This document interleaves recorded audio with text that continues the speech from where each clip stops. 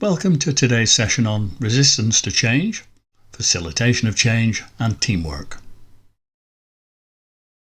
As we've seen so far, resistance to change is probably unavoidable, and it's often driven by an individual's feelings, their values and their experiences. So, how might we manage to persuade people to move from resisting a change to supporting it? In the late 1970s, Per Dalin proposed 4 barriers to this process in his book Limits to Educational Change. The value barriers were where the proposed change is in conflict with an individual's personal values. Power barriers are where an individual might accept the change if it gives them more power, but resist it if it gives them less. Psychological barriers are where the proposed change threatens an individual's self-confidence, or their security or self-esteem, or their well-being, or makes them feel vulnerable, or raises their stress levels and upsets their emotional makeup, or where it just feels overwhelming.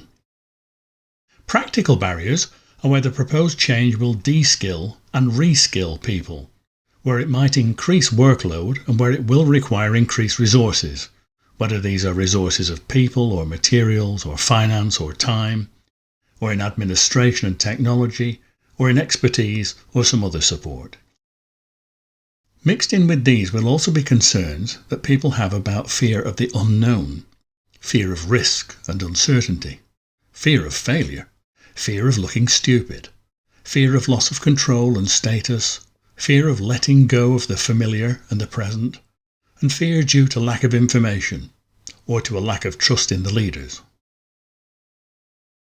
As part of his Laws of the Fifth Discipline, Senge suggested that the kinds of personal considerations that writers like Dalin identified were often expressed and visible as part of a process that people went through during organisational change, and that these processes existed on a continuum from apathy all the way through to commitment.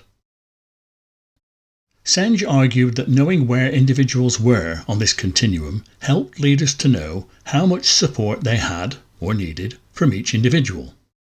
Working through this continuum will therefore help a leader to avoid wasting time trying to persuade everybody to commit to a change when that may not be necessary, as it may be more effective to find out which things will really make a difference to the change, as well as identifying allies who may be able to offer them valuable support.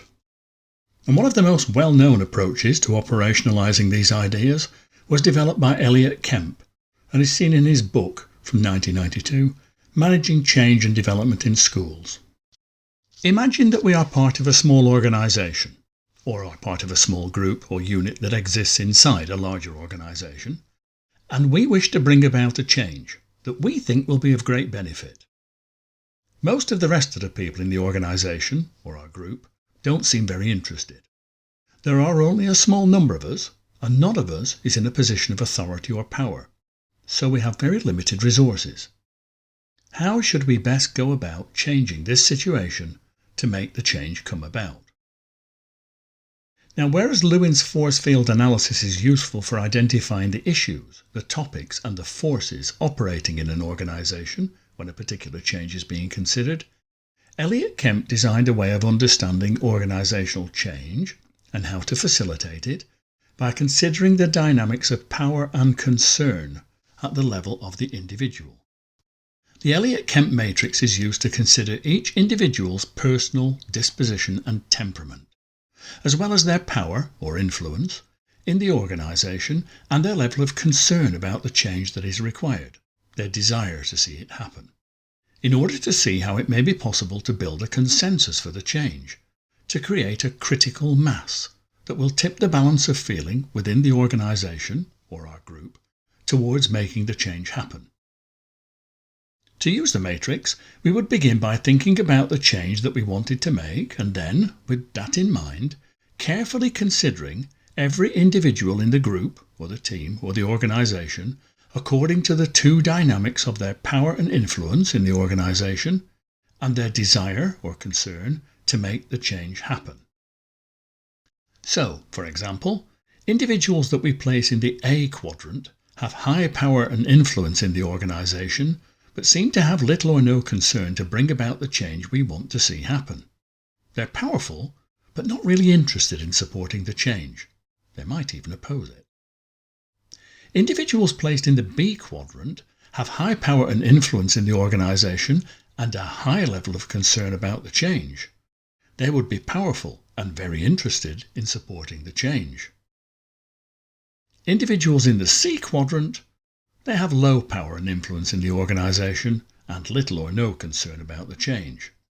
So they have little power and are not interested in supporting the change. Individuals in the D quadrant also have low power and influence in the organisation, but they have a high level of concern about the change. They're not powerful, but they're very interested in supporting the change. Using Elliott-Kemp's approach, we would now add another dynamic to the matrix to indicate the level of understanding that these individuals have of the change that is being considered.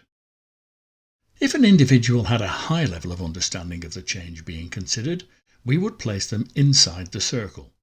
The more understanding they had, the closer we would position them to the centre of the circle. If an individual had a low level of understanding of the change being considered, we would place them outside the circle. And the less understanding they had, the further we would position them away from the centre of the circle. Let's now position 12 people who are in our imaginary organisation or group according to their power and concern, but also according to their level of understanding of the change we are seeking to make. We can now see that in our organisation or group we have 8 people who lack power or influence to different degrees. These are the ones below the horizontal line. And 4 who have more power and influence, also to different degrees, and those are on or above the horizontal line. There are 2 individuals who have very little power or influence right at the bottom of the diagram, and 1 individual who has a great deal of power and influence right at the top of the diagram. Similarly, we can see that in addition to the people in our group having different degrees of power and influence, from those with a lot of power and a lot of influence to those who have very little, they're also very different in the degree to which they are concerned about the change we're seeking to make and wish to see it happen. About 4 of them have little interest or concern about the change we are seeking to make, and they're on the left of the diagram.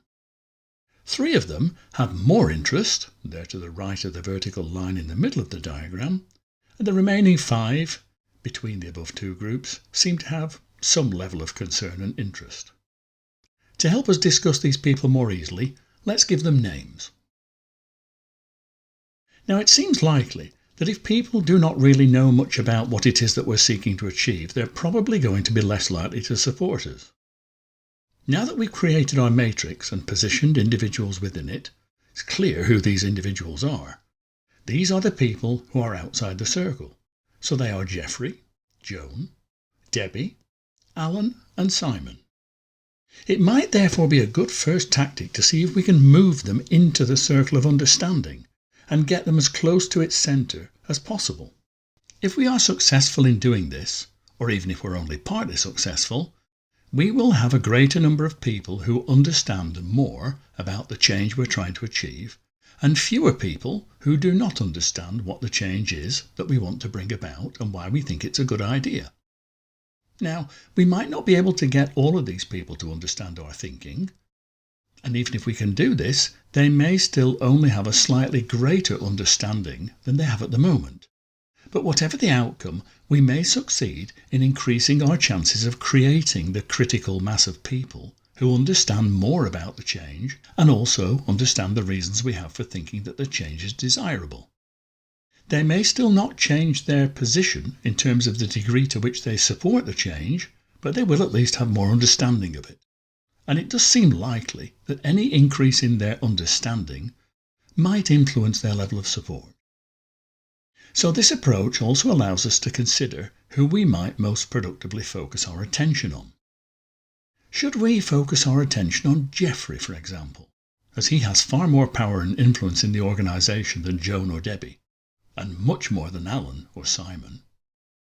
Or would it be more useful to talk to Joan, Debbie, Alan and Simon, because there are 4 of them, so between them they represent 1/3 of all the people in our group or organisation?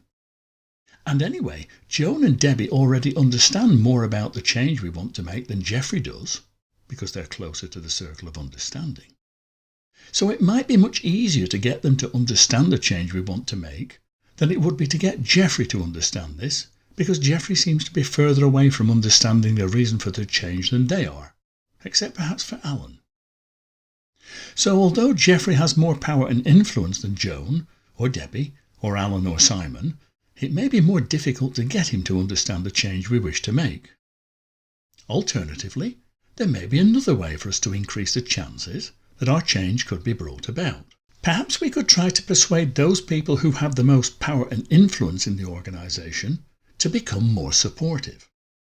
This would mean moving the more powerful people, those in the A section of the matrix, further towards the B section.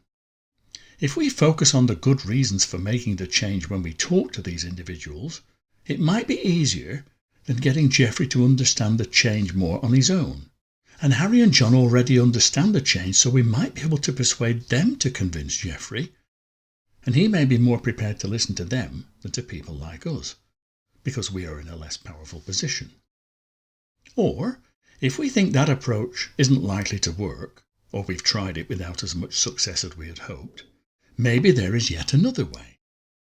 Perhaps we could build more momentum, more critical mass for our change by using a bottom-up approach. This would involve moving less powerful people, like those in the C section of the matrix, further towards the D section. So, without altering the amount of power these people have, if we were successful, this would mean that we might have as many as 8 or maybe even 9 people supporting the change, and only 3 people who are less persuaded.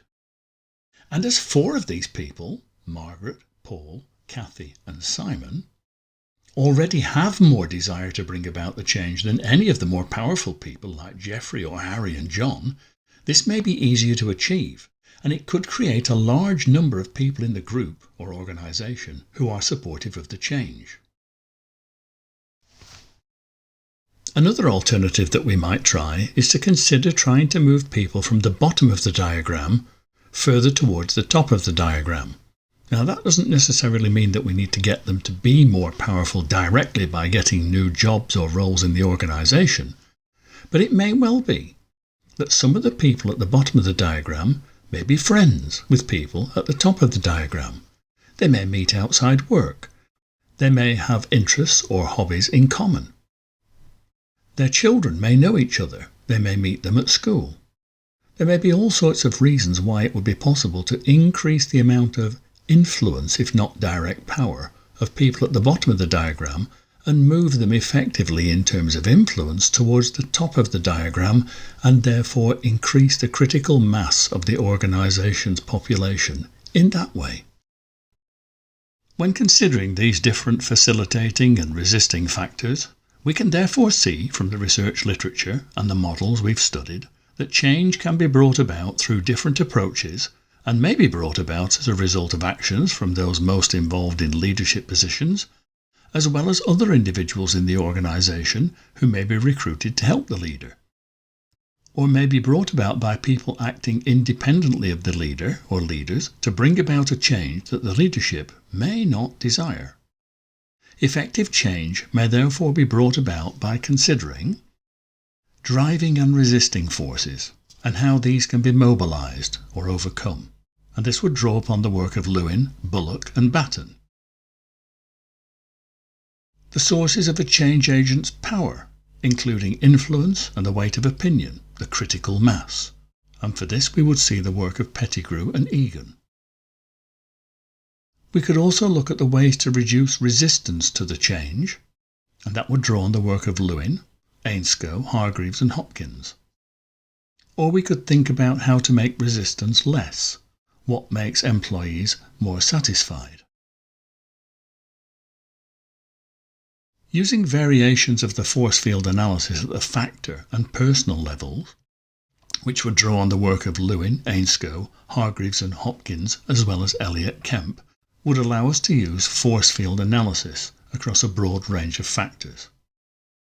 Now, how each of these may be used or combined with other approaches in light of individual organisational contexts, the external and internal contingencies acting on the organisation, the external and internal cultural forces that need to be taken into account, and the organisation's structure and ethos, its macro context of change, whether these are modernist or postmodernist, and the influences these have on the individual agency of people working within it. And here the work of Senge and Fullen can also help us to see the influences that may also be attributed to chaos and complexity theories.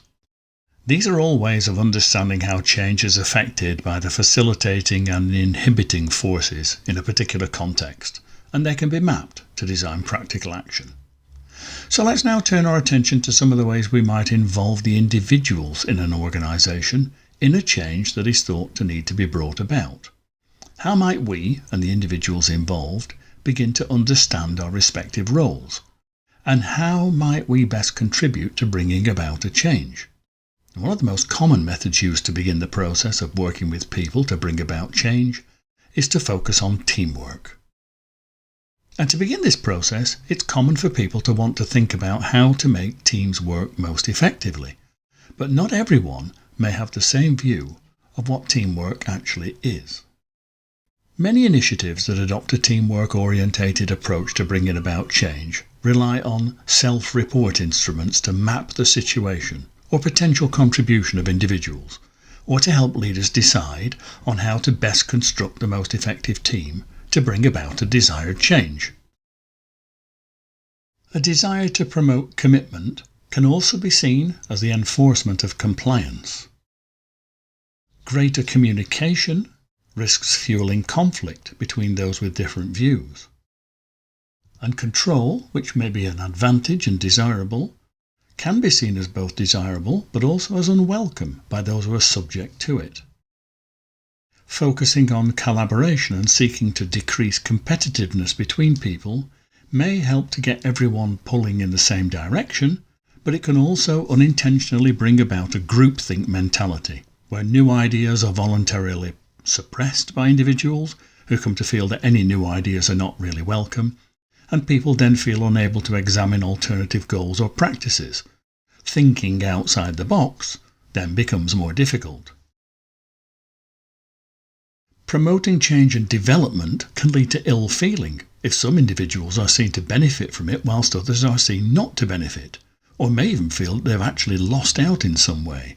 It can also create disproportionate ill feeling towards perceived slackers. And enhancing efficiency may seem a good thing to promote. People may ask why anyone would want to decrease efficiency and increase inefficiency. And one feature can be that people closest to the problem are encouraged to be the best ones to identify problems. But pursuing efficiency can also lead to the influence or status of some individuals being diminished, and their existing authority and ways of doing things being undermined, and to factions and cliques exerting a disproportionate influence over events. The empowerment of people may result in an undue focus on outputs and bring with it the idea that because they are empowered, this means that they will be held responsible, i.e. blamed, if results are not achieved. Outputs can also suffer if people become driven to prioritise involvement. Increasingly valuing expertise can often create more paperwork, as evidence may be required to validate the contribution of experts and consultants or working groups for committee meetings and to meet external qualification or benchmark targets, and this can therefore become a clumsy and slow way of doing things. Similarly, intensifying the focus on the functionality of a person or organisational unit can lead to role conflict, as existing boundaries, such as between departments, are broken down, and people's roles become more ambiguous, and they become overloaded because they have too many roles at once. The drive for implementation in order to bring the change about can also create a lot of personal stress, as the team will have been expected to create and implement solutions. And the use of pressure to make things happen can also increase stress and additionally generate groupthink. Promoting respect for individuals is often seen as highly desirable, but is rarely something that can happen quickly, So generating respect for the leaders or for anyone can consume a lot of time, which people may feel they simply don't have or don't wish to commit, especially if the change is seen as urgent. The desired change may also require changes to roles for a number of individuals as things are reorganised, but the extent of this can often create unrealistic demands on the organisation and the people who work in it. And the desire to seek and activate solutions to any perceived problems will often tend to reduce or eliminate the contribution of the creative mavericks. These are people who might turn out to be the ones who had some of the most useful ideas. The need to encourage innovation and create synergy, where two or more things combine in new ways to create something greater than the sum of their effects separately, can also intensify the feeling of chaos in an organisation, and so it's risky. And the desire to bring people together to work effectively, to generate unity, where everyone is united for the good of the organisation, well, that can also bring with it a sense of sameness and dull conformity, and this can also make the organisation resistant to new ideas and practices. Improving the workplace and the satisfaction of employees who work in it may also seem important, but it runs the risk of creating people who are each content but less of an individual. The workers may become happy sheep. So team working is therefore not a guaranteed solution to all the problems that exist when making changes in organisations. So, given that many of the things in the advantages column here are features we might want to seek and employ as part of our use of team working to bring about a desired change, how might we minimise some of the risks listed in the disadvantages column?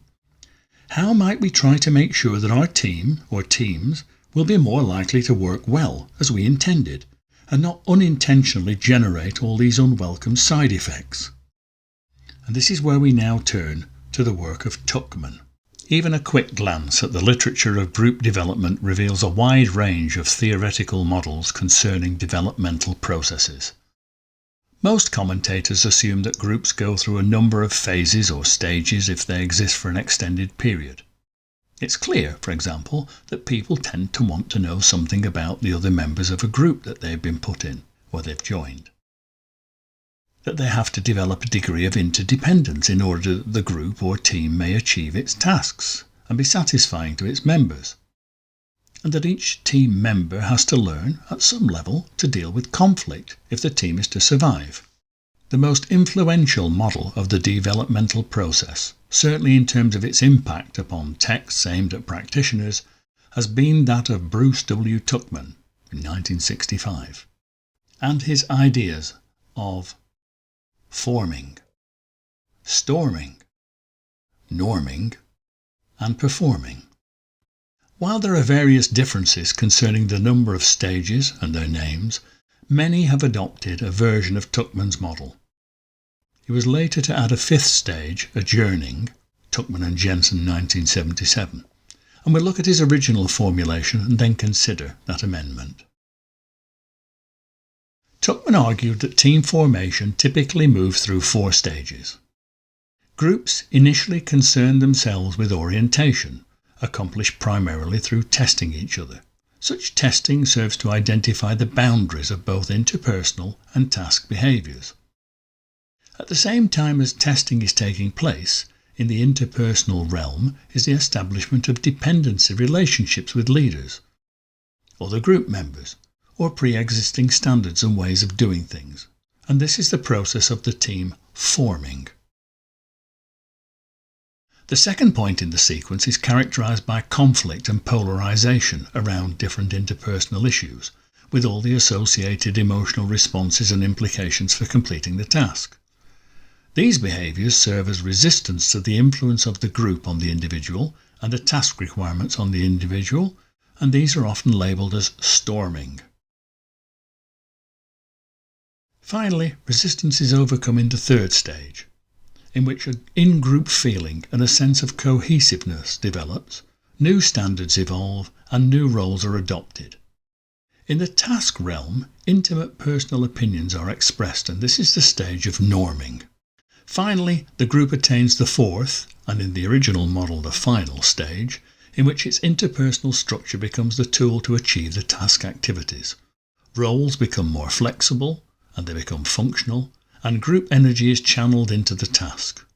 Structural issues have been resolved, and the group structure can now become supportive of task performance, and this stage can be labelled as performing. The 4 stages in this influential model have become widely used in many practical contexts and still remain influential in the research literature. In 1977, Bruce Tuckman and Mary A. Jensen proposed an amendment to the 4-stage model to add the 5th one of adjourning. Adjourning involves dissolution. It entails the termination of roles, the completion of tasks, and the reduction of dependency.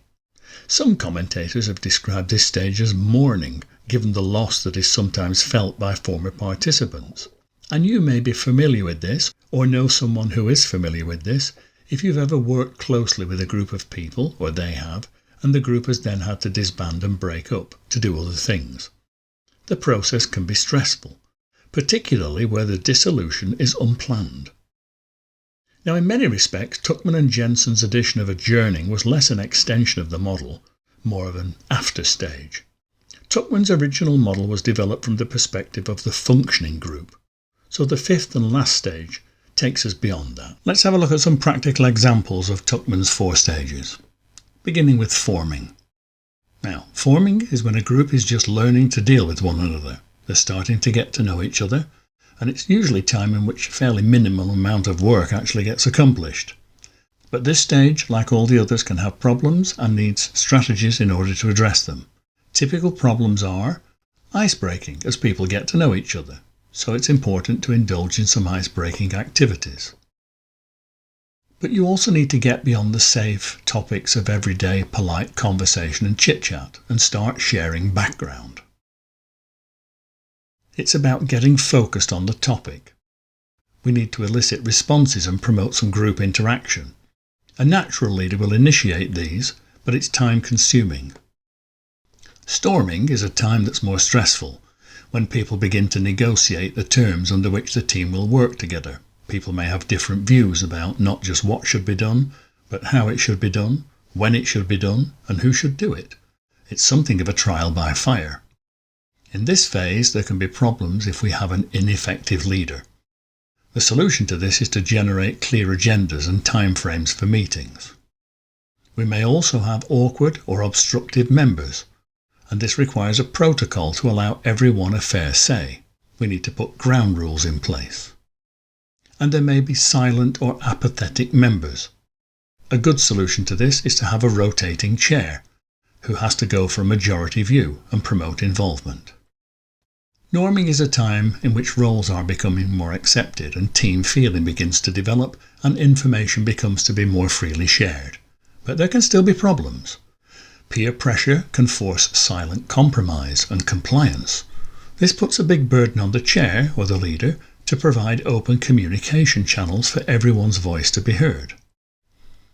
Groupthink may emerge and begin to stifle objectivity.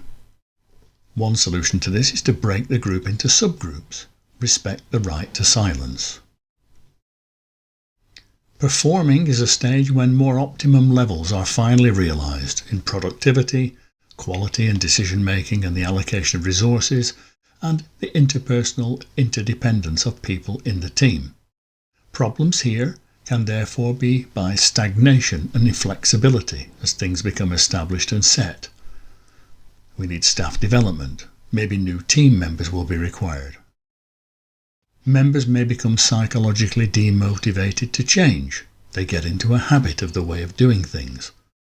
One way to help address this is to keep in contact with the outside world and encourage exchanges and conferences.